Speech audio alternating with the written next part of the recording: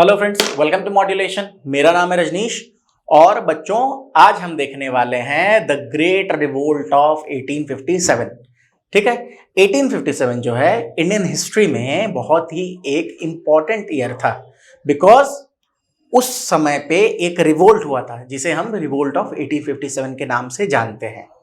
तो चलिए आज हम देखते हैं रिवोल्ट ऑफ 1857 क्यों हुआ, क्या कॉजेस थे, कहाँ कहाँ पे कौन कौन लोग लड़े थे। जो भी आपके ऑब्जेक्टिव टाइप क्वेश्चंस बनेंगे उनको डील करते हुए चलेंगे और साथ में कुछ चीजें समझ भी लेंगे, ठीक है, जो कॉन्सेप्ट्स हैं। तो चलिए देखते हैं द रिवोल्ट ऑफ 1857। चलिए, सबसे पहली चीज, कुछ कॉजेज होते हैं। कोई भी रिवोल्ट जब स्टार्ट होता है, कोई रिवोल्ट हो, कोई वॉर हो, स्टार्ट होने से पहले कुछ कॉजेज होंगे। सीधी सी बात है, ये कॉज एंड इफेक्ट के फॉर्म में चलता है। कुछ चीजें होंगी जिसकी वजह से लोग परेशान होंगे, तभी उन्होंने रिबेलियन या रिवोल्ट करा, है ना। सिंपल सी बात है। तो हर एक रिवोल्ट के या वॉर के कुछ कॉजेज होते हैं। कुछ कॉज तो होंगे जो कि लॉन्ग टर्म कॉजेज होंगे कि ये कारण चल रहे थे और इसके कारण ये कल्मिनेट हुआ तो ये रिवोल्ट हुआ। बट एक इमीडिएट कॉज होता है। सपोज करें आपके घर के बाजू में कोई और रहता है, कोई पड़ोसी है, उससे लैंड के को लेकर आपका झगड़ा चल रहा है, ठीक है, लड़ाई चल रही है, मतलब विवाद है जमीन का। अब बहुत सारी चीजों को लेकर आपसे उनकी जो है मतभेद है, बहस हो रही है, लेकिन किसी मोमेंट पे कुछ ऐसा हो जाएगा, सपोज करें कि वो आके आपके जमीन में पिलड़ गाड़ दे, तो ये होता है इमीडिएट कॉज कि जिसके कारण लड़ाई स्टार्ट हो जाती है इमीडिएटली। तो इसको इमीडिएट कॉज बोलते हैं। उसी तरह रिवोल्ट ऑफ 1857 के कुछ कॉजेज हम पढ़ेंगे और फाइनली इमीडिएट कॉज भी पढ़ेंगे। जैसे वर्ल्ड वॉर के समय आप वर्ल्ड वॉर अगर पढ़ोगे तो उसमें भी एक इमीडिएट कॉज जो आता है वो जो है एक मर्डर हुआ था, ठीक है। प्रिंस फर्डिनेंड का जो है मर्डर कर दिया गया था सेराजेवो में, जिसको सेराजेवो मर्डर केस के नाम से जाना जाता है। तो आज देखते हैं revolt of 1857। What were the causes of the revolt of 1857? एक तो पॉलिटिकल कॉज। पॉलिटिकल कॉज क्या है कि ब्रिटिश ईस्ट इंडिया कंपनी जो है वो एक्सपैंड कर रही थी इंडिया में। अभी तक ये ब्रिटिश ईस्ट इंडिया कंपनी है, एक कंपनी है, याद रखेंगे इस चीज को, समझें। ये कंपनी है, कोई ब्रिटिश गवर्नमेंट नहीं रूल कर रही है, कंपनी रूल कर रही है। तो ब्रिटिश ईस्ट इंडिया कंपनी जो है वो अपने पावर को एक्सपैंड कर रही थी और जाहिर सी बात है पावर जब एक्सपैंड होगी तो इन्फ्लुएंस भी बढ़ेगा उनका। और उसके कारण क्या होगा कि इंडियन रूलर्स जो थे, जो भी यहाँ के लोग होंगे, जो इंडियन रूलर्स होंगे, वो तो बुरा मानेंगे ना। आप मेरी टेरिटरी में आके अगर एक्सपैंड करो, अपना इन्फ्लुएंस बढ़ाओ, तो मुझे तो गुस्सा आएगा। तो वो लोग बहुत ज्यादा गुस्सा हो रहे थे। फिर कंपनी जो है उनकी कुछ पॉलिसीज थी, जैसे कि डॉक्ट्रिन ऑफ लैप्स, आप जानते हो कि जिसको चूक की नीति कहते हैं, कि कोई अगर इंसान, कोई राजा है जो कि without air if he is deceased, अगर कोई मर जाता है without a legal air, legal air मतलब अपना खुद का बेटा होना चाहिए, अडॉप्टेड को नहीं मानते थे, तो उसका जो राज्य है वो ब्रिटिश जो ये ईस्ट इंडिया कंपनी है वो सबस्यूम कर लेती थी। इसी तरह डॉक्ट्रिन ऑफ लैप्स है, सब्सिडियरी अलायंस है, ये सारे पॉलिसी से और ज्यादा क्या है, परेशान हो रहे थे इंडियन रूलर्स। तो ये पॉलिटिकल कॉज था, ये अनरेस्ट क्रिएट कर रहा था उनके अंतर्गत, ठीक है। क्योंकि वो देखो, जहां पे जो लोग हजारों मतलब बहुत साल से, हजारों साल तो ना बोले, लेकिन अगर मुगल रूलर की बात कर तो 3-4 साल, मतलब 200-300 साल से अगर कोई रूल कर रहा है और वहां पे आके आप दादागिरी दिखाओ और इन्फ्लुएंस बढ़ाओ तो उसे तो बुरा लगेगा ना। तो ये तो एक कारण हुआ। दूसरा कारण इकोनॉमिक कॉज। अब सीधी सी बात है कि ब्रिटिश तो अपना ही फायदा देखेंगे ना, तो उनकी जो इकोनॉमिक पॉलिसीज थी, ठीक है, जैसे कि वो ट्रेड करते थे तो मोनोपोली बना लेते थे कि इस रीजन में इस ट्रेड पे सिर्फ हमारा एकाधिकार होगा और कोई ट्रेड नहीं कर सकता इस पे। टैक्स बहुत ज्यादा ले लेते थे। अगर कोई, मतलब कि अगर वो ये दे रहे हैं, रूट दे रहे हैं या कुछ दे रहे हैं, तो उसके लिए टैक्सेस बहुत हाई थे। फिर लैंड रेवेन्यू पॉलिसीज, 2-3 तरह की लैंड रेवेन्यू पॉलिसीज थी, जमींदारी सिस्टम, रैयतवारी सिस्टम, ठीक है। ये सारे सिस्टम थे जिसमें जो लैंड था वो लैंड के बदले जो टैक्स लिया जाता था, बहुत हैवी जो है टैक्स लिया जाता था। तो ये सारे इकोनॉमिक पॉलिसीज थी, जिसके कारण इंडिया में बोला जाता है कि जो अर्बन सेंटर्स थे उसको डी इंडस्ट्रियलाइज कर दिया गया। क्यों? क्योंकि इनको अपना जो है अच्छा बना के बेचना था। जैसे इंडिया में जो कपड़े बिकते थे ना, तो इंडिया मतलब सब कॉन्टिनेंट तभी था ना, बांग्लादेश भी था, तो इंडिया का जो मसलिन था ना उसको लाइट एज वुवन एयर कहते थे कि अगर हवा को बुन दिया जाए तो वो कैसा होगा, मतलब एक माचिस के डिब्बे में इतना बड़ा, बहुत बड़ा, मतलब मसलिन का कपड़ा भी जा सकता था, इतना पतला हुआ करता था। आज भी पश्मीना एक कपड़ा होता है जिसको कि उसका जो उसकी पहचान है ना वो है कि रिंग टेस्ट, रिंग के थ्रू पास कराते हैं और पूरा का पूरा कपड़ा वो बाहर निकल जाता है।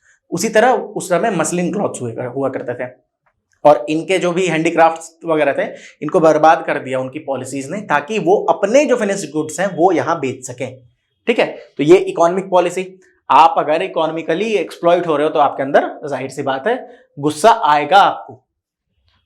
चलिए, फिर एक चीज है सोशल एंड रिलीजियस पॉलिसीज।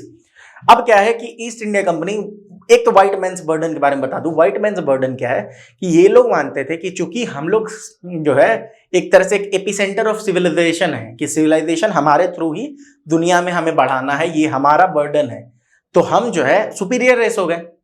तो इनका यही मानना था कि जो यहाँ के लोग हैं वो इंफीरियर है और हम सुपीरियर हैं, तो आप ट्रीट भी उसी तरह करोगे, स्लेव्स की तरह ट्रीट करोगे। इसलिए लोग जो है परेशान हो रहे थे इनसे। प्लस रिलीजियस पॉलिसीज भी बहुत सारी चीजें थी, जैसे कि अगर मान के चलो उनके लिए क्या था कि वो अपने क्रिश्चियन मिशनरीज बहुत सारे आए थे और कन्वर्ट करना चाहते थे, तो ये सारी चीजें भी बहुत ज्यादा प्रॉब्लम क्रिएट कर रही थी। देखिए, ये कुछ ऐसी चीजें हैं ना जो काफी दिनों से लगातार चलती आ रही थी। फाइनली जो इमीडिएट कॉज था वो था ये introduction of the Enfield rifle. Enfield rifle क्या था? ब्रिटिश ईस्ट इंडिया कंपनी के जो सिपाही थे उसमें हिंदू भी थे, मुस्लिम भी थे, इंडियंस भी थे। तो इंडियंस थे तो उसमें एक इनफील्ड राइफल जो है वो आया। उसमें क्या बोला गया कि इसका जो कार्ट्रिज है ना उसको दांत से तोड़ना पड़ता था, मतलब काटना पड़ता था, उसके बाद वो गोली चलती थी। और बोला जाता था इसमें पिग फैट और का बीफ फैट दोनों मिला हुआ है। तो हिंदूज के लिए बीफ जो है वो होली हो जाता है, वो गाय का ये मांस जो है चमड़ा वो उखाड़ नहीं सकते दांत से, और उनके लिए हराम है मुस्लिम के लिए। तो ये इमीडिएट कॉज था, ठीक है, जिसके कारण ऐसा ये। और एक और रूमर जो है ना, ये मतलब एक तरह से बोला जाता है कि ये रूमर भी बोला जाता है इसको, और क्या सही है क्या गलत है नहीं पता, लेकिन एक तरफ से अगर रूमर फैल जाए इस तरह की तो सोचिए क्या असर होता है। तो ये इमीडिएट कॉज था जिसके कारण रिवोल्ट में खड़े हो गए इंडियन सिपाही जितने भी थे। तो हुआ क्या फाइनली? आप मंगल पांडे का नाम याद रखोगे अगर आपसे पूछा जाए, मंगल की आपसे अगर कोई पूछा जाए कि हु वाज द मतलब कि who was the most prominent सिपाहीज ड्यूरिंग द 1857 रिवोल्ट, तो मंगल पांडे का नाम याद रखना है, ठीक है। ये स्टार्ट हुआ मेरठ में, मेरठ से धीरे धीरे ये बढ़ा। मेरठ में कुछ जो है सिपाही वो अपने जो सीनियर थे उनको मार के आगे बढ़े थे, और फाइनली क्या हुआ कि सारे लोग जो है ना धीरे धीरे इसमें जुड़ गए, और डिसाइड हुआ कि दिल्ली, चूंकि मुगल एम्परर जो उस समय थे कौन थे? बहादुर शाह जफर, याद रखेंगे बहादुर शाह जफर। तो उनको एक सिंबॉलिक हेड चुना गया। काफी बूढ़े हो चुके थे वो, 80s में थे, शायरी वगैरह करते थे मस्त एकदम। तो उनको एक सिंबॉलिक हेड चुना गया, और अलग अलग जगहों पे अलग अलग लोग लड़े थे। जैसे दिल्ली में वो तो थे ही, हालांकि मुगल जो है अपना ये थे, मुगल एम्परर यहीं से थे, दिल्ली से थे। लेकिन क्या हुआ कि यहाँ पे जो कमांडर थे मेन वो थे जनरल बख्त खान। कौन थे? जनरल बख्त खान। कानपुर से कौन लड़ रहे थे? नाना साहब। ये लिस्ट याद कर लेना, इंपॉर्टेंट है, आपके ऑब्जेक्टिव में ये क्वेश्चन आ सकता है, और इमीडिएट कॉज भी पूछ सकते हैं। तो इंट्रोडक्शन ऑफ एनफील्ड राइफल्स।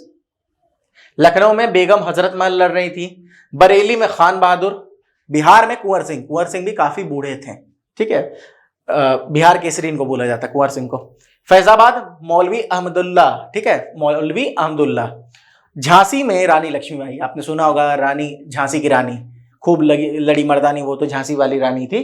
तो झांसी से रानी लक्ष्मीबाई, क्या कहना था इन्होंने? मैं अपनी झांसी नहीं दूंगी। डॉक्ट्रिन ऑफ लैप्स के अंतर्गत इनकी जो झांसी थी इनसे छीनी जा रही थी, तो उसी में इन्होंने बोला कि मैं अपनी झांसी नहीं दूंगी, और ये लड़ी थी झांसी से।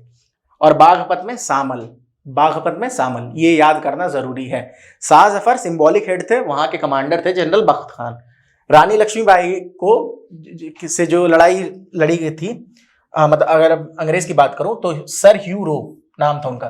क्या नाम था? सर ह्यू रो। ये रानी लक्ष्मीबाई से लड़े थे, और इन्होंने एक बहुत अच्छा स्टेटमेंट दिया था, हालांकि कहें तो, कि Here lays a woman who is the only man among the rebels, ठीक है। ये एक औरत है जो कि इकलौती मर्द है जितने भी रेबल्स है उसके बीच में। मतलब कितने वेलर के साथ, कितने करेजियस थी वो, कितना मतलब कि सोचिए कितने अच्छे से वो लड़ी होंगी, कितने वेलर के साथ लड़ी होंगी, कि जो आदमी उनको जिस आदमी ने हराया उसने ये बात कही उनके बारे में। तो ये लिस्ट याद कर लेंगे। फिर से मैं एक बार रिपीट कर रहा हूँ, दिल्ली जनरल बख्त खान, कानपुर नाना साहेब, लखनऊ बेगम हजरत महल, बरेली खान बहादुर, बिहार कुंवर सिंह, फैजाबाद में मौलवी अहमदुल्ला, झांसी रानी लक्ष्मीबाई, और बागपत शाहमहल। झांसी सबको याद रहता है, लेकिन किसके खिलाफ लड़ी थी ये भी याद रखना जरूरी है, सर ह्यू रोज। चलिए, अब कुछ कॉजेज हैं। आपको पता है रिवोल्ट फेल हो गया। रिवोल्ट जो है सक्सेसफुल नहीं हो पाया। अगर रिवोल्ट सक्सेसफुल हो जाता तो हमें आज़ादी 1857 में मिल गई होती, लेकिन ये रिवोल्ट फेल हो गया। ठीक है, तो कुछ कॉजेज रहे होंगे फेलियर के, एक एक करके देखते हैं। सबसे पहला कॉज था lack of unity and coordination. क्या था कि यहां पे लोग यूनाइटेड नहीं थे, कोऑर्डिनेटेड नहीं थे। अब देखिए इतने जगहों पे अलग अलग लोग लड़ रहे थे, लेकिन एक सेंट्रल कमांड जो होता है ना, जहां सारी चीजें कोऑर्डिनेट हो, वो मिसिंग थी। और जब भी आप स्ट्रैटेजाइज नहीं करोगे किसी भी फील्ड में, आप जैसे तैयारी कर रहे हो, आपकी स्ट्रैटेजी नहीं होगी, प्लान नहीं होगा, कोऑर्डिनेशन नहीं होगा बिटवीन योर सब्जेक्ट्स कि कौन से सब्जेक्ट कैसे स्टार्ट तैयार करने हैं, तो आप फेल करना वो बहुत ज्यादा, मतलब कि वो होना ही है एक्चुअली। तो वही यहां भी हुआ कि lack of unity and coordination. ठीक है, तो एक सेंट्रल कमांड जो अथॉरिटी होती है ना, उसकी कमी देखी गई। Lack of resources. अब सीधी सी बात है, ये लोग जो थे, जो इंडियंस थे, इनके पास रिसोर्सेज उतने हाई क्वालिटी के नहीं थे। जैसे अगर मैं बात करूं तो इनके पास ब्रिटिश जैसे थे, उनके पास क्या था, मॉडर्न वेपन्स थे। जो इंडियन रेबल्स थे, इंडियन जो सिपाहीज थे या फिर इंडियन जो रूलर्स थे, उनके पास ये इतने मॉडर्न वेज के जो है ये नहीं थे, वेपन्स वगैरह नहीं थे। साथ में इनके जो सिपाही थे ये भी नंबर में ज्यादा थे, तो the rebels were also out numbered by the British. ठीक है, एक रीजन और देखते हैं, लिमिटेड सपोर्ट। सपोर्ट भी बहुत लिमिटेड था। क्यों? क्योंकि इनके जो भी, मतलब ईस्ट इंडिया कंपनी के जो सिपाही थे ना, सब के सब नहीं लड़े थे, उनके खिलाफ सब अगर मोर्चा खोल देते तो वो उसी समय हार जाते। आप सोचिए ना, बहुत कम जो लोग थे, मुट्ठी भर लोग राज कर रहे थे इतने बड़े देश के ऊपर। क्यों? क्योंकि यूनिटी नहीं थी, कोऑर्डिनेशन नहीं था, सपोर्ट लिमिटेड था। जैसे सिख और गुरखा जो थे ना, वो इस युद्ध में ब्रिटिश की तरफ से ही लड़े थे, वो उन्होंने सपोर्ट नहीं दिया था इंडियन रूलर्स को। Superior British military. अब सीधी सी बात है, आप एक चीज देखो, इंडियन जो मिलिट्री थी, इंडियन जो सिपाही वगैरह थे, इन्होंने लड़ाई तो कोई खास लड़ी नहीं थी, पहली बात। दूसरी बात, इनकी टेक्निक और डिसिप्लिन उस तरह का नहीं था। ब्रिटिश जो भी थे, उनकी जो डिसिप्लिन थी या उनको जो ट्रेन किया जाता है, वो साइंटिफिक लाइंस पे ट्रेन किया जाता था। उनकी ट्रेनिंग बहुत हाई क्वालिटी की होती थी। साथ में उनके पास फायदा ये था कि आप उनसे लड़ो तो रीइंफोर्समेंट उनके पास जल्दी आ जाती थी। रीइंफोर्समेंट कहने का मतलब और भी जो टुकड़ी थी, जो लोग लड़ने वाले सिपाही थे, वो बाहर से आ जाते थे उनके पास। इनके पास एक लिमिटेड जो है ना सपोर्ट था, तो ये एक कारण बना। ठीक है, तो ये हमारे कारण थे मेनली। कौन कौन से कारण थे मैंने बता दिया आपको। अब देखिए कुछ, एक जो मेन चीज आपके क्वेश्चन में पूछी जा सकती है, वो है नेचर ऑफ द रिवोल्ट। बहुत लोगों ने इस रिवोल्ट को बहुत तरीके से डिस्क्राइब किया है, वो मैंने आपको लिस्ट दे रखी है। जो इंपॉर्टेंट है वो मैं आपको बता रहा हूं। ठीक है, जो सबसे जरूरी है वो पहला ये है कि आरसी मजूमदार, ये याद रखना है नाम। आरसी मजूमदार ने कहा था it was neither first non national war of independence. क्यों? क्योंकि फर्स्ट वॉर ऑफ इंडिपेंडेंस नहीं कहा जा सकता है, क्योंकि इसके पहले भी बहुत सारे रिबेलियन छोटे छोटे हुए थे। ठीक है, आप अगर जैसे ट्राइबल रिवोल्ट्स वगैरह पढ़ोगे या फिर जो और भी रिवोल्ट्स हुए थे उसके बारे में पढ़ोगे, तो वो पहले भी हो चुके थे। इसलिए आरसी मजूमदार हिस्टोरियन है, इन्होंने कहा था neither first non national war of independence. VD Savarkar ji ने कहा था फर्स्ट वॉर ऑफ इंडिपेंडेंस इसको। ठीक है, सावरकर जी ने इनको, ये क्वेश्चन आता है और ये सबसे इंपॉर्टेंट स्टेटमेंट है। दो स्टेटमेंट बहुत इंपॉर्टेंट है, एक तो ये और एक ये कि who called 1857 as the first war of independence. तो the answer will be VD Savarkar, याद रखेंगे। ठीक है, उसके बाद जो आपको इंपॉर्टेंट है वो है, आप एक और ये वाला पढ़ लें, जवाहरलाल नेहरू। तो ये तीन इंपॉर्टेंट हो जाते हैं, बाकी आपके लिए कोई खास इंपॉर्टेंट है नहीं, लेकिन पहले तीन जो है ना, मतलब सेकंड थर्ड फोर्थ, वो इंपॉर्टेंट है। Jawaharlal Nehru because he was the first prime minister of the independent India, that's why whichever statement he makes is very important for your examination. But therefore you have to understand what he said about the nature of the revolt of 1857. And he said that the revolt of 1857 was essentially a feudal uprising, though there were some nationalistic elements in it. ठीक है, इन्होंने ये कहा था। VD Savarkar खास करके important हो जाते हैं because he termed it as the first national war of independence, first war of independence. ठीक है, याद रखेंगे। अगर हम एक कंक्लूजन, लॉजिकल कंक्लूजन निकाले तो क्या निकलता है कि not quite the first war of independence, क्योंकि पहले भी लड़ाई हो चुकी थी और एक इंडिपेंडेंस को दिमाग में रख के ये गोल नहीं था इनका। इनका था कि ये जो है लोकल ग्रीवांसेज जो थे, जैसे अब रानी लक्ष्मीबाई जो है वो अपनी झांसी नहीं देना चाह रही हैं, उसी तरह सबके अपने अपने कुछ कुछ ग्रीवांसेस थे, उसके लिए वो लोग लड़ रहे थे। देश की आजादी के लिए सच नहीं लड़ रहे थे, हालांकि एंड रिजल्ट उसका वो हो सकता था, but that was not the primary goal. तो not quite the first war of independence but showed the seeds of nationalism and quest for freedom from alien rule.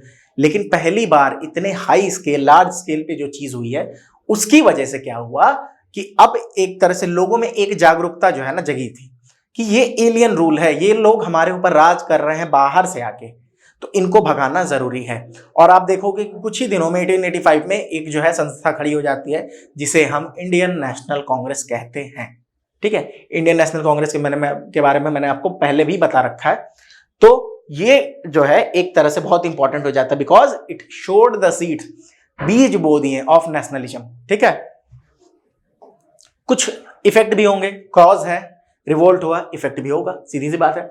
तो बहुत ज्यादा इफेक्ट हुए। इस एक तो इफेक्ट था कि end of east India company rule. जो ब्रिटिश पार्लियामेंट थे वो ईस्ट इंडिया कंपनी को हर 20 साल पे एक चार्टर के थ्रू कुछ जो है कंसेशंस और दे देते थे कि हाँ आप कंटिन्यू करो अपना जो काम कर रहे हो वहां पे। ठीक है, फाइनली 1857 का जब रिवोल्ट हुआ तो उनके कान खड़े हुए ब्रिटिश पार्लियामेंट के, और उन्होंने बोला the monopoly of east India company is now abolished. तो उन्होंने इस ईस्ट इंडिया कंपनी के रूल को खत्म कर दिया और British crown took over. British crown कहने का मतलब ब्रिटिश गवर्नमेंट टुक ओवर। ठीक है, तो वो जो इंडिया कंट्रोल था वो कहां चला गया? अब ब्रिटिश क्राउन के हैंड्स में।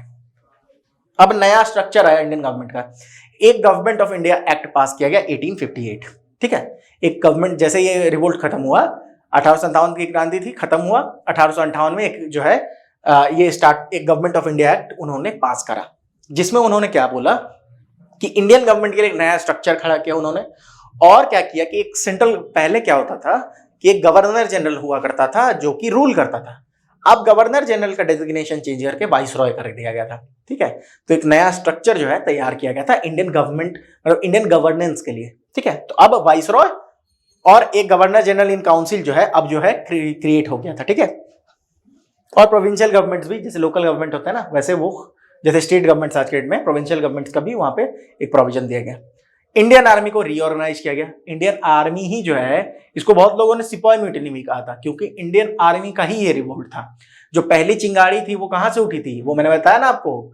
तो वो इंडियन आर्मी, जो इंडियन आर्मी कहने का मतलब जो ब्रिटिश के अंदर जो है इंडियन थे, जो आर्मी वहां लड़ रहे थे ब्रिटिश के तरफ से, उन्होंने उसके खिलाफ जो है बगावत कर दी थी। तो इंडियन आर्मी को रीऑर्गेनाइज किया गया और जो प्रोपोर्शन ऑफ इंडियन सोल्जर्स थे उनको कम कर दिया गया और ब्रिटिश सोल्जर्स के प्रोपोर्शन को बढ़ा दिया गया।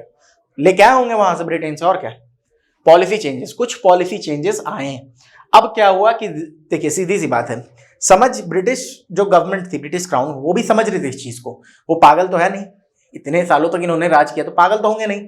तो वो इस चीज को समझ रहे थे कि ये कॉजेज हैं, रिलीजियसली डिस्क्रिमिनेट कर रहे हैं हम, सोशली इनको जो है बैकवर्ड फील करा रहे हैं। अब देखिए जो इंडियन सोल्जर्स थे उनकी रैंकिंग भी उतनी हाई नहीं दी जाती थी उनको पहले भी, और उनकी जो पे स्केल थी वो भी ब्रिटिश सोल्जर मान के चले कि आप टीचर हैं और एक और टीचर है और उसे सेम आप लोग एक ही स्कूल में पढ़ा रहे हो और सेम दो साल से दोनों पढ़ा रहे हो, उसकी सैलरी ज्यादा है आपकी कम है, आपको बुरा लगेगा ना।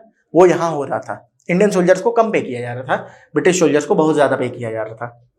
तो ये सारी चीजें भी कहीं ना कहीं कॉज बनी थी। तो उस चीज को ध्यान में रखते हुए ब्रिटिश क्राउन ने बोला कि अब जितने भी रिलीजियस डिस्क्रिमिनेशन नहीं किए जाएंगे, सबको बराबरी का हक दिया जाएगा, जो लोग अपने रिलीजन को जैसे प्रोपगेट करना चाहते हैं कर सकते हैं। There will be no discrimination nor there will be any kind of interference from our side. ठीक है, तो ये इन्होंने बोला, पॉलिसी चेंजेस ये इन्होंने किया। ठीक है, बट इसको कहा जाता है कि the queen's proclamation were hollow assurances, क्योंकि ये सारी चीजें सिर्फ पेपर पे रह गई, इन प्रैक्टिकल में अगर बोलूं तो वो फॉलो नहीं हुए थे। ठीक है, तो इसे हॉलो एश्योरेंसेस कहा जाता है। तो this was about the revolt of 1857। इसके बाहर आपके काम की कोई चीज नहीं है। जो मैंने आपको लिस्ट दे रखी थी वो बहुत इंपॉर्टेंट है, उसको याद रखेंगे। ठीक है, तो ये था हमारा 1857 का रिवोल्ट। थैंक यू इस वीडियो को देखने के लिए, समझने के लिए चीज़ों को। साथ में आप लोग मॉड्यूलेशन 2.0 ऐप को डाउनलोड करें, वहाँ पे आपको मॉड्यूलेशन CUET से रिलेटेड सारी जो जानकारी है वो अवेलेबल करा दी जाएगी। अगर आपको कोई और डाउट है तो कमेंट सेक्शन में डालें, थोड़ा लाइक करें, थोड़ा शेयर करें दोस्तों के बीच। शेयर करेंगे तो हमें एक तरह से फीडबैक मिलता है, एक हमें भी जो है मोटिवेशन मिलता है इसके लिए। आप हमें कांटेक्ट कर सकते हैं 9015781999 पे। ठीक है, ये हमारा कांटेक्ट डिटेल है। आप कॉल करेंगे, आपको जो भी इंफॉर्मेशन चाहिए होगी regarding CUET, regarding our course, everything will be provided to you. साथ में मॉड्यूलेशन इंस्टीट्यूट, मॉड्यूलेशन CUET 2024, ये आप टेलीग्राम पे सर्च करोगे तो हमारा ग्रुप मिल जाएगा। वहां रेगुलरली बहुत सारी चीजें अपडेट होती रहती हैं। तो I hope the video was informative. So take care and keep on revising things.